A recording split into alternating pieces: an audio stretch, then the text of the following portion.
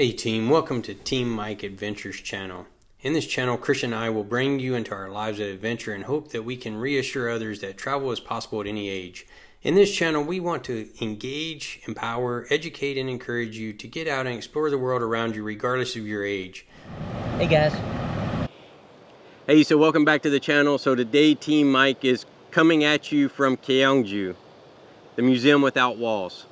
It's a beautiful city. It's visited by a lot of Koreans. It comes from the Silla kingdom dynasty. So you see the traditional village, you see a UNESCO heritage site, like the bridge that we have behind us. Also for UK drama fans, there's a lot of places where you're going to see throughout today that you can recognize from those K-drama films that you have seen before. So follow us on a great adventure. So we drove down here today, but we will put a link so that you can see how to get here by bus or train. There is actually so much to do and see here, it can be overwhelming. Gyeongju National Park is stunning with the mix of greenery, the traditional city, the historical artifacts, street art. There is something for everyone. Christian and I were on sensory overload. Although we had a plan for the things that we wanted to do, we had no clue of the small details that we would just want to slow down and take in. From standing on the ridge where the King's Palace once overlooked the entire park, to the details of the hanok, the exquisite art, or just getting lost in thought over how life would have been here thousands of years ago. And by the way, we were here in July, and it was hot. I would recommend bringing plenty of sunscreen.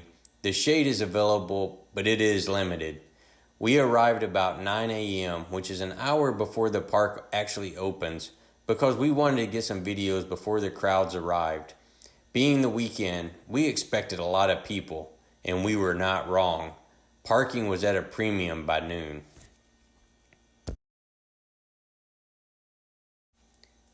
Upon our arrival, we found this bridge, which is a stunning example of the ancient Silla architecture.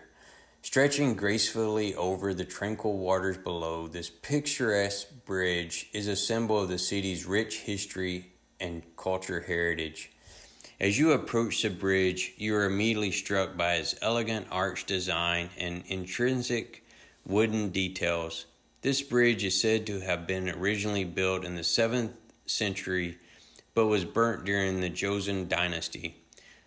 Through historical research, the bridge was rebuilt in April 2018, making it the largest wooden bridge in Korea.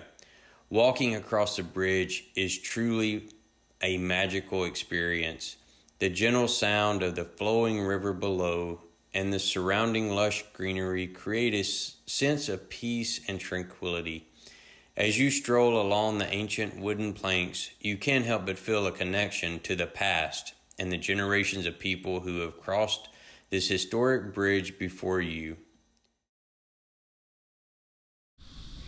As you can see behind me, you have a Korean traditional style house. These houses are called hanok, and it's composed of two Chinese characters. Han means Korean people, and ok is a house, traditional house. So as you can see throughout this city, most buildings are built like this. So you will find a McDonald's, a Burger King, and a Starbucks built in a hanok-style house. Okay, so right now we're in the housing complex for Rich Man Cho. So the Cho family built this place in 1777.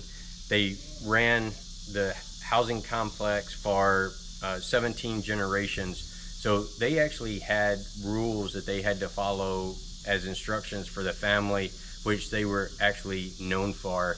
One was they had to apply for a state examination, but they couldn't accept an official rank higher than jinsei.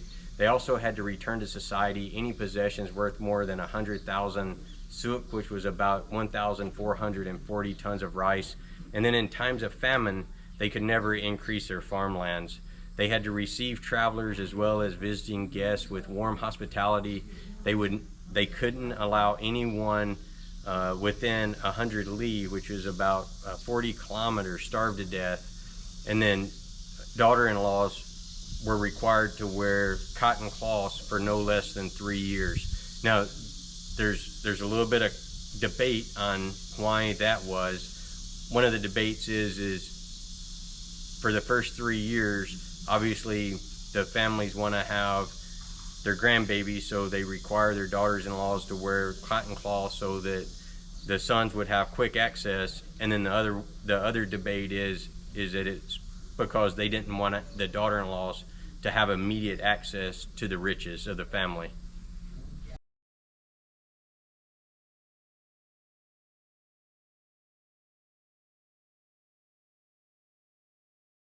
The housing complex is divided into two. You have a male area, you have a female area, and then also you have a temple which was located to the east of the housing complex instead of to the west.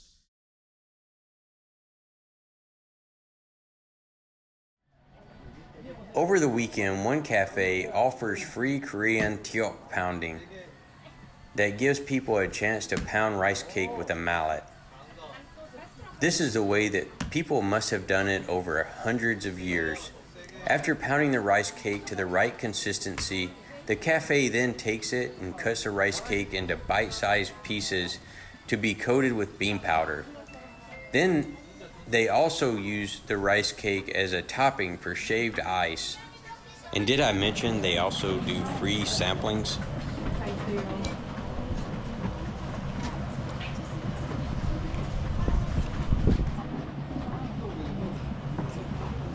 Sticking to my mouth, but it's good. After taking in the city, now we're going to get out and see some of the rural area.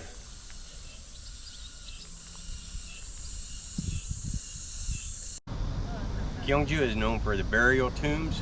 So as you can see over here, there's literally hundreds of these tombs around the area. There is one tomb that's been excavated. We'll show you that one a little later.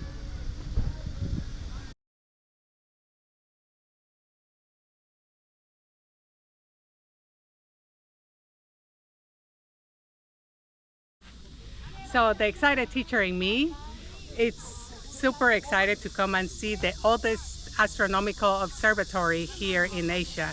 The Changcheng-do Observatory was built during the Silla dynasty to observe the sky. So we're going to check it out.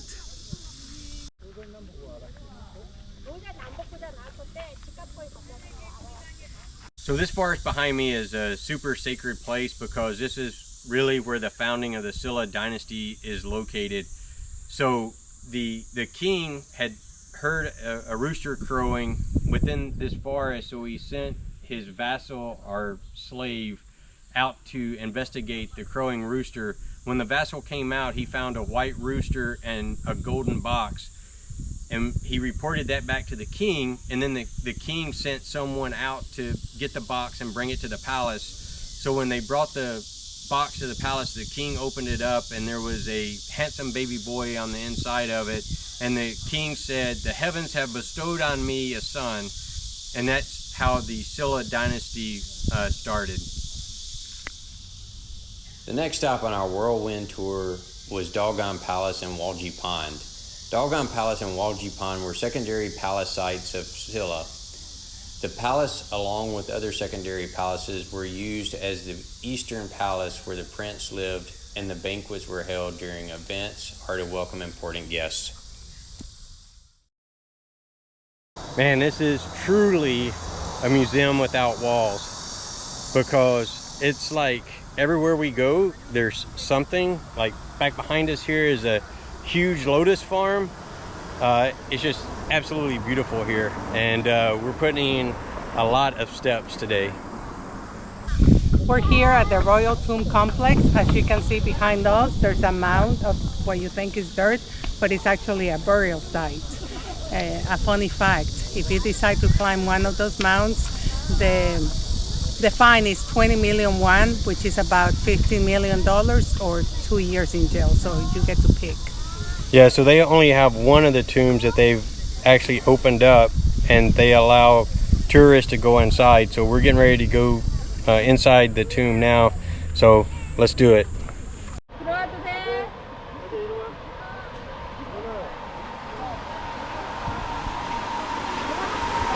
excavation, what the archaeologists found was that the wooden tomb would be laid and stones would be piled around it and then soil backfilled to make the mounds.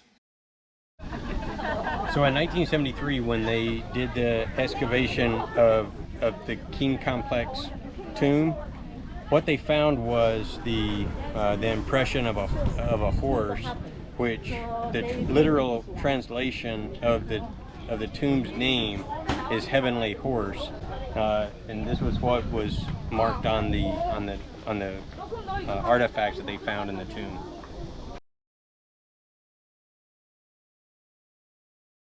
We have walked more than 8 miles today. It has been a full day of adventure, which it has been amazing. Yeah, it was a lot of fun. When they call this place the museum without walls, they really mean it. It's not really a large area, but there's a lot to see. And if you don't know where you're going, yeah, you can end up walking a lot more than you really want to. Hey guys. Gyeongju. Gyeongju. So today we drove down here, but we will put a link in the description above. I think it's because they want to have kids. I think it's because they want to have kids, so they need to be able to have quick access. You've got it's 200 million won. 20 million. 200 million. Okay.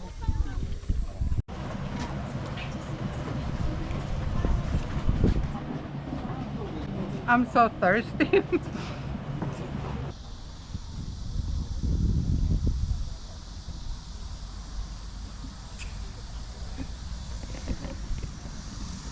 This way, Joe.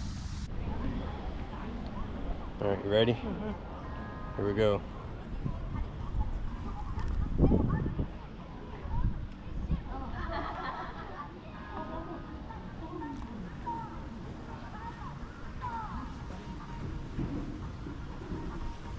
How was that? Potato? Pulse. Dulce?